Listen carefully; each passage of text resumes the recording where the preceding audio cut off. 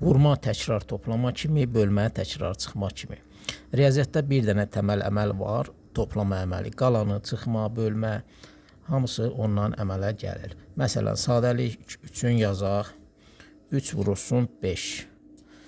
Onda biz 3-ü 5 dəfə toplayaq. 3 üstəgəl 3, üstəgəl 3, üstəgəl 3, üstəgəl 3. Bu aydındır ki, 15 edir. Həmçinin biz 5-i də 3 dəfə toplasaq, yenə də 15 edəcək. Deməli, 3-ü 5-ə vuranda, təkrar toplayanda 15 alınır. İndi çıxmayan aynı nümunə göstərək sadəliyi üçün. Məsələn, 21-i 3-ə bölək. 21-dən 0 alınana qədər 3-ləri çıxaq. Çıxdıq. 18, çıx 3, 15, çıx 3, 12, çıx 3, 9, çıx 3, 6, çıx 3, 3, çıx 3, 0. Neçə dənə 3 çıxdıq biz burada? 7 dənə. Deməli, 21-dən 7 dəfə 3-ü atsaq, biz 0 alınır. Başqa sözlə 21-i 3-ə böləndə 7 alınır.